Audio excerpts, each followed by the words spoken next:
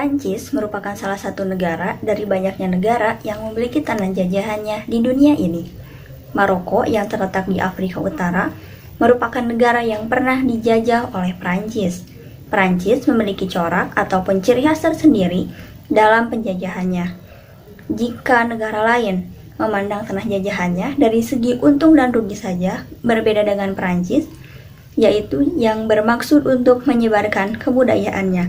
Hal tersebut tercermin pada Dekrit Berber yang memberikan kesan terhadap Prancis mengintervensi masalah agama dan hukum Islam. Maka dari itu, selain mengirimkan para pedagang yang berhubungan dengan hal ekonomi yaitu untung dan juga rugi, Prancis juga mengirim serdadu, kaum terpelajar, dan lain-lain. Dekrit Berber bertujuan untuk memperuncing hubungan orang-orang Islam dan orang-orang Berber yang kemudian orang-orang Berber dijadikan orang-orang Prancis. Hal tersebut selaras dengan apa yang dinyatakan dalam sebuah jurnal yang berjudul Berakhirnya Romantisme Kolonial Prancis di Francophone Afrika, karya Kurniawati. Dinyatakan bahwa pada umumnya orang-orang Prancis menganggap bahwa tugas mereka ialah menjadikan orang-orang Afrika menjadi orang-orang Prancis yang lebih beradab. Selain itu juga dinyatakan Jules Ferry 1880 sampai 1885 berpendapat bahwa koloni merupakan wilayah mereka atau wilayah orang-orang Prancis. Maka dari itu mereka memiliki tugas untuk menyebarluaskan nilai-nilai utama peradaban Prancis. Dalam hal ini, mereka tidak main-main. Pada tahun 1946, orang-orang Prancis menjadikan orang-orang Afrika yang berada di wilayah jajahannya menjadi orang-orang Prancis. Sebelum Perang Dunia Kedua, Prancis itu memasuki wilayah Afrika Barat Laut yang meliputi Tunisia, Aljazair, dan Maroko. Nah, sejak tahun 1921, Maroko dan Prancis itu mengadakan perjanjian Fez yang ditandatangani oleh Sultan Maroko dan pemerintah Prancis. Nah, dalam perjanjian Fez ini, Maroko menjadi daerah protektorat Prancis. Artinya, Maroko itu bersedia pemerintahannya berada di bawah perlindungan Prancis. Nah, setelah diadakan perjanjian Fez ini, pemerintah Maroko itu dipegang oleh Residen Jenderal Prancis. Kepala negara Maroko masih dijabat oleh Sultan Maroko, yaitu Maulay Abdul Al-Hafiz. Namun, kedudukan Sultan Maroko ini hanya menjadi lambang saja, karena yang bertindak terhadap Maroko itu berada di tangan Prancis. Setelah diadakannya perjanjian Fez, tugas pertama yang dilakukan oleh Prancis terhadap Maroko yaitu melakukan pasifikasi dan melaksanakan politik asimilasi. Nah, tugas tersebut dilakukan oleh jenderal pertama yaitu Hubert Lyautey. Nah, tugas ini dirasa sulit dijalankan karena daerah-daerahnya itu didiami oleh orang-orang Berber yang sering melakukan pemberontakan. Juga di Maroko ini didiami oleh orang-orang yang beragama Islam yang memiliki sifat sulit untuk melepaskan tradisi dan kebudayaan yang bercorak Islam itu yang mereka sudah anut sejak lama. Nah, Hubert Lyautey ini sangat berhati-hati dalam menjalankan tugasnya. Nah, yang dilakukan oleh Hubert Lyautey ini berjalan mulus karena dia telah mengetahui banyak tentang kehidupan koloni, lalu mengenal orang-orang Maroko, juga memiliki pengetahuan mengenai agama Islam, sehingga hal tersebut itu tidak menyinggung perasaan Sultan dan rakyat Maroko. Nah, Hubert Lyautey ini buat kebijakan-kebijakan, salah satunya yaitu dalam politik tanah. Hubert Lyautey ini memberlakukan tanah-tanah subur itu banyak dikerjakan oleh penduduk Bumi Putra dan menjadikan tanah tersebut itu milik mereka. Nah, hal tersebut dilakukan karena khawatir dan takut bila penduduk yang suka berperang itu melakukan pemberontakan apabila tanah-tanah yang subur itu dikuasai oleh para colon. Sehingga Hubert itu memberlakukan kebijakan tersebut untuk meminimalisir pemberontakan karena dengan adanya pemberontakan itu akan menambah beban dan pengeluaran biaya. Selain politik tanah yang diberlakukan oleh Hubert Lotay ini, dia juga melakukan kebijakan-kebijakan di bidang pemerintahan, pembangunan kota-kota baru. Nah, lembaga-lembaga Bumi Putra ini dibiarkan oleh Sultan, walaupun Sultan ini memang memiliki kekuasaan, namun kan kebijakan itu berada di tangan pemerintah Perancis. Nah, selain lembaga Bumi Putra, terdapat juga lembaga-lembaga yang berasal dari Perancis. Nah, yaitu sekolah-sekolah Eropa. Namun, minat anak-anak Islam yang tertarik pada sekolah pendidikan Eropa ini sangat sedikit. Sedangkan pendidikan untuk suku Berber yaitu mendapatkan lembaga khusus. Nah, kemudian di bidang pembangunan, kebijakan yang dilakukan oleh Hubert Lotay ini tidak melakukan banyak perombakan. Namun terdapat kota-kota baru yang bergaya Eropa pada abad ke-20, juga masih ada kota-kota gaya abad ke-12. Nah, kota baru itu dibangun dan dinamai Casablanca. Namun kota Casablanca ini masih menggunakan gaya lama. Nah, selain itu dibangun juga sistem lalu lintas modern yang terdiri dari jalan-jalan dan bandar-bandar. Nah, setelah Maroko menjadi negara yang menjadi protektorat Prancis, maka pengusaha-pengusaha dan modal dari Prancis itu mendapat kesempatan yang besar untuk menguasai komoditas dan eksploitasi di Maroko, seperti pertambangan, batu bara, besi mangan, timah hitam, seng, dan kobalt itu dikuasai oleh perusahaan Affaires Chérifien des Phosphates. Juga kongsi-kongsi dagang lainnya yang menguasai pertambangan di Maroko. Nah, industri-industri yang telah ada di Maroko itu dikembangkan dengan cara tradisional dan modern. Nah, pengembangan dengan cara modern ini dilakukan oleh tenaga-tenaga asli dari Prancis. Nah, sedangkan secara tradisional itu dilakukan oleh masyarakat pribumi Maroko. Nah, dari hal tersebut dapat dikatakan bahwa Hubert Lotay ini berhasil melakukan pasifikasi dengan sangat hati-hati.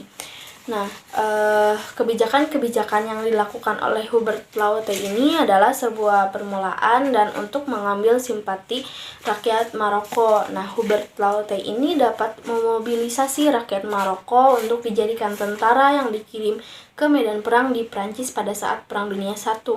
Namun setelah Perang Dunia I selesai, terdapat berbagai masalah yang timbul di Maroko. Nah, seperti kaum colon menuntut dan menginginkan tanah yang subur dengan sebanyak-banyaknya. Selain itu juga para kaum modal juga menuntut untuk memperoleh kekuasaan mereka untuk melakukan eksploitasi di Maroko. Lalu golongan politikolot juga menghendaki ingin ada penanaman kekuasaan yang kuat di Maroko. Baik, bismillahirrahmanirrahim. Assalamualaikum warahmatullahi wabarakatuh. Saya di sini mewakili kelompok 7. Perkenalkan, saya Fauzan Hilmi Wahyudi. Saya akan menjelaskan peristiwa Perang Rif. Nah, Perang Rif ini adalah sebuah peristiwa yang melibatkan Spanyol beserta Prancis melawan suku Berber yang mendiami wilayah di sekitaran Gunung Rif di negara Maroko. Nah, pasukan tentara Rif ini dipimpin oleh Abdul El Karim beserta jajarannya juga beliau berhasil membasmi para tentara Spanyol untuk keluar dari Maroko. Nah, awal mula Perang Rif ini sendiri bisa terjadi adalah dengan ditandatanganinya sebuah perjanjian, yaitu Perjanjian Fez pada tahun 1912, dengan Spanyol memperoleh daerah kekuasaan di sekitaran wilayah Melilla atau Ceuta pada 1 Juli 1921.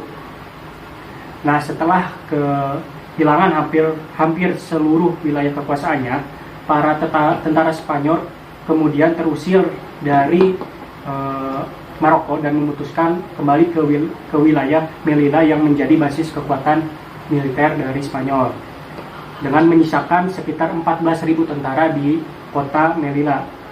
Nah, pada 1924, para pasukan dari tentara Prancis kemudian datang dan mulai mendirikan pemukiman atau pos-pos militer di sekitaran wilayah tersebut.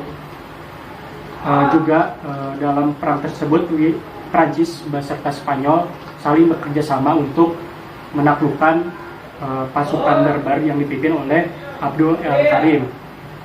Nah, karena peristiwa tersebutlah akhirnya Maroko sepenuhnya dikuasai oleh Spanyol. Setelah itu, karena mereka kalah dari segi jumlah pasukan, yakni jumlah pasukan dari Prancis dan Spanyol mencapai 123.000 bala tentara, sementara pasukan yang dipimpin oleh Abdul El Karim hanya sekitar 12.000 tentara. Mungkin cukup sekian, terima kasih. Perkenalkan, nama saya Devi Rahma, NPM 1921711032. Selanjutnya saya akan menjelaskan tentang Dekret Berber dan proses kemerdekaan Maroko. Peristiwa diumumkannya Dekret atau Dehir Berber pada tahun 1930 oleh Sultan Sidi Muhammad V atas desakan 4 Residen Jenderal Rashid Sain membawa akibat untuk perkembangan pergerakan di Maroko. Dekret ini berisikan bahwa bangsa Berber tidak lagi di bawah naungan hukum Islam, melainkan di bawah naungan hukum Prancis.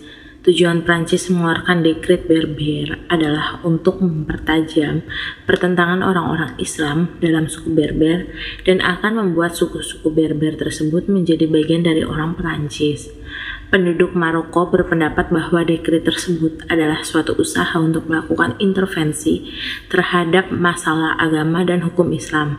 Oleh sebab itu timbul reaksi berupa protes, demonstrasi, dan khotbah. Tujuan lain yaitu Prancis ingin memisahkan antara suku Berber dan suku Arab.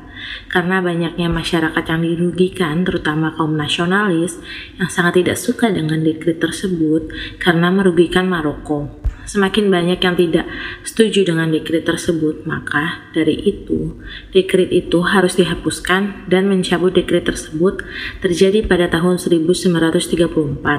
Perlawanan ini berguna supaya Prancis tidak semena-mena bersikap kepada penduduk Maroko dan ikut campur masalah hubungan kerjasama Maroko dengan negara lain.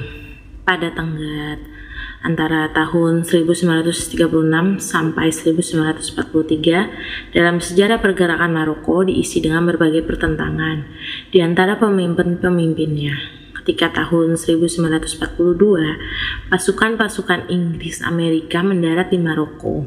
Nugus memerintahkan adanya perlawanan yang terdiri dari tentara Prancis Maroko. Walaupun banyak mengalami rintangan, namun perjuangan untuk mencapai cita-cita kemerdekaan negerinya tetap dijalankan. Perjuangan di luar negeri juga dilakukan dengan mengikuti Perserikatan Bangsa-Bangsa atau PBB, pembentukan Liga Arab, dan hubungan kaum nasionalis Aljazair dan Tunisia.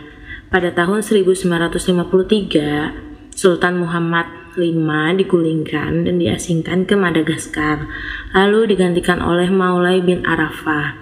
Tindakan pengasingan ini justru membuat Prancis cepat pergi dari Maroko, karena Sultan Maulay banyak mendapat dukungan penuh dari kaum nasionalis dan penduduk Maroko. Di akhir sekitar tahun 1955, Maulay mundur dari kekuasaannya dan Muhammad V kembali menduduki tahtanya. Dia berhasil bernegosiasi untuk memperoleh kemerdekaan secara resmi dan melepaskan dari pengaruh Prancis. Pada Februari 1956 merupakan puncak negosiasi antara pemerintahan Maroko dengan pemerintahan Prancis yang akhirnya dimenangkan oleh pemerintahan Maroko. Akhirnya pada tanggal 2 Maret 1956 kedua belah pihak antara Maroko dan Prancis menandatangani perjanjian. Tepat pada tanggal 7 April 1956, Prancis resmi pergi dari Maroko sehingga terbebas dari jajahan Prancis dan Maroko secara resmi merdeka seutuhnya.